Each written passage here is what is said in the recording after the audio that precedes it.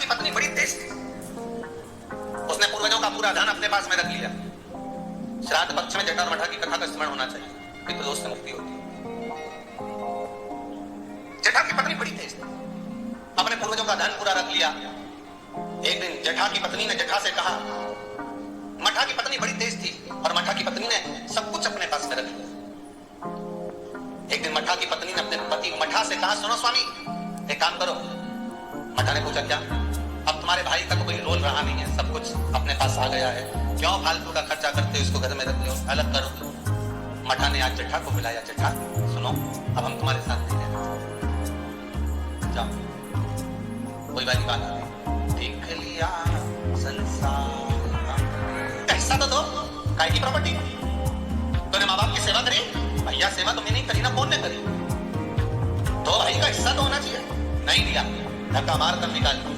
एक बात अपनी जिंदगी में याद रखना, जमीन और जायदाद, दुनिया के लोग, रिश्तेदार आपकी कब्जा कर रख सकते हैं, दुनिया के लोग आपका धन चुरा सकते हैं, दुनिया के लोग तुम्हारी दौलत चुरा सकते हैं, और तुम्हारा भाग्य नहीं चुरा सकते। उस पर विश्वास रखना, उस पर विश्वास रखना, उस पर भरोसा रखना।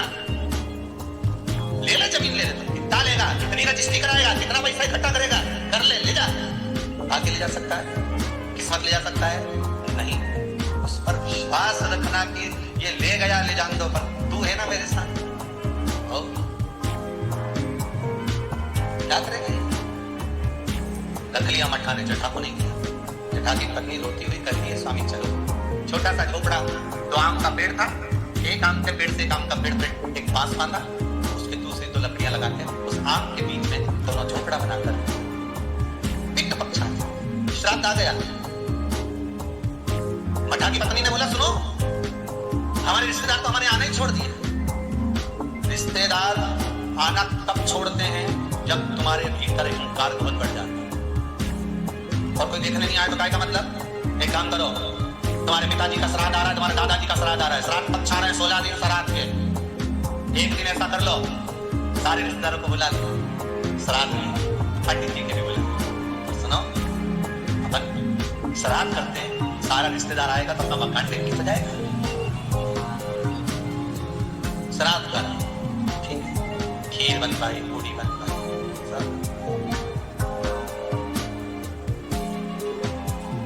मठा की पत्नी ने, जटा की पत्नी बोली, सुनो, आज तुम्हारे दादाजी का श्राद्ध है, घर में कुछ है नहीं, पर सुनो, वो सामने जो व्यापारी है ना, जिसकी किराना की दुकान है, उससे आपकी अच्छी बनती है ना, हाँ, मेरा बचपन का दोस्त है, जाओ उसके यहाँ से कुछ थोड़ा सा लिया हो तो अपन खीर बना लेंगे, ब्राह्मण को दे देंगे, उसके घर पहुंचा देंगे, ब्राह्मण नहीं लेगा, नहीं आएगा तो गाय को दे देंगे, स्वान को दे देंगे, जाओ। वहां गया, सब मतलब के मित्र ने कहा, भाई देख, देने को मैं शक्कर दे देता, सामान दे देता, मना नहीं है, पर अब मैं दे नहीं पाऊंगा क्योंकि तेरी कमाई का स्रोत नहीं। मित्र ने मना कर दिया, मैं नहीं दे सकता तुझको, भाई मत दे, पर इतना तो दे दे कि मैं कंडा जलाकर, गोबरी जलाकर, गाय का गोबर जो है सूखा हुआ, उसको जलाकर थोड़ी सी घी शक्कर ही छोड़ लो, शक्कर नहीं दूंगा, महंगी है, इतना सा गुड़ दे दिया, इतना सा घी डाल के दे दिया, ले जा। कटोरी में घी और गुड़ लेकर आया। जटा की पत्नी ने कहा, लाए कुछ खीर बनाना, खीर नहीं है ये, गुड़ शक्कर है, कोई गुड़ और घी है, कोई बात नहीं, मैं कंडा जलाकर दूध दे दूंगी, अभी घर में पोछा लगा लो, झाड़ू लगा लो, दरवाजा पे पानी छीट दो, थोड़ा सा चौक फोड़ दो दरवाजा पे, फूल रख दो दरवाजा पे, कर दिया। उधर पितृलोक से पित्र आया, सबसे पहले पित्र जो पुराना घर होता है वहीं जाते हैं, क्योंकि अंतिम संस्कार जिस घर से होता है, पित्र सबसे पहले उसी स्थान पर पहुंचते हैं, जो पुराना मकान, भले वो किराए का क्यों, सबसे पहले पित्र वहां पहुंचते हैं। पितृलोक से पित्र आए, दरवाजे पर पहुंच गए, जैसे ही सबसे पहले मठा के घर में गए तो क्या जाकर देखा कि वहां तो रिश्तेदार पूरी सब्जी खा रहे हैं, सारे के सारे रिश्तेदार चकाचक भोजन कर रहे हैं, ना तो धूप छूटी, ना गाय का दिया, ना स्वान का दिया, क्योंकि इनको तो श्राद्ध केवल लोगों को दिखाने के लिए करते, वहां तो ना तो धूप छूटी, ना गाय का भोजन दिया, ना स्वान का भोजन, ना कौवे का भोजन, ना ब्राह्मण भोजन, पितृ भूखे रहे, चार तरफ क्या करें, एक छोटा छोरा रे, हमारा पोता रे छोटा, पर उसके घर में कुछ नहीं, क्या देगा वो, फिर भी चलो भूखे रहेंगे साल भर, पितृ पक्ष में अगर पितरों को भोजन नहीं मिलता, साल भर भूखे रहते, राज तक पकती है, उनका जो कफ मिलता है हमारे पितरों को चाटते हैं। वो चाटते हैं तो बददुआ देते हैं कि मैं इतना भरा पूरा छोड़ कर आया था, इतना देकर आया था, कम से कम आज मुझे कंधे पर घी और शक्कर भी छोड़ देते, गुड़ का ही भोग लगा देते, कम से कम मुझे राज चाटने को तो नहीं पड़ता। बददुआ देते हैं साल भर, इसलिए घर में सुख नहीं रहता, शांति नहीं रहती, पैसा नहीं टिकता, शुभ कार्य नहीं होता, बड़े दुखी होते हैं, बड़े दुखी। पितरों ने सोचा एक दरवाजे से नहीं मिला, दूसरे दरवाजे से कुछ खाकर चल जाऊं, ऊपर जाऊंगा तो लोग क्या कहें। जठा के घर गया, पितर दरवाजे जठा के घर गया, पितर दरवाजे पर पहुंचे। जठा की पत्नी ने कंडा जलाया था, गोबरी जलाई रखी दरवाजा के पास में, भगवान से प्रार्थना कर कर गुड़ और घी छोड़ दिया, गुड़ घी छोड़ा, पितर चले। 16 दिन तक पितर पृथ्वी पर भ्रमण करते हैं। 16वें दिन पितरों के देवता आर्यमा कौवे पर बैठ कर आते हैं। अमावस्या के दिन प्रदोष काल में शाम के समय आते हैं, पितरों को वापस बिठाते हैं, पितर लोग ले जाते हैं। जितने संसार के पितर हैं सब अमावस्या के दिन शाम के समय पितर लोग जाते हैं। इंतजार कर रहे थे पितर, आर्यमा आए, पितरों के देवता आर्यमा स्वामी आए, कौवे पर बैठ कर आए और हमें लेकर जाए। सारे पितरों से आर्यमा स्वामी ने कहा, जाओ तुमने 16 दिन भोजन करा है, अब जाकर घाट पर पानी पी लो, कोई नदी, कोई तालाब, कोई सरोवर, कोई कुंड, कहीं जाकर शाम के समय पानी पीने के लिए पितर जाने लगे। पितर जब पानी पिए, पानी पीते से पितरों ने सोचा एक दरवाजे से भोजन नहीं मिला,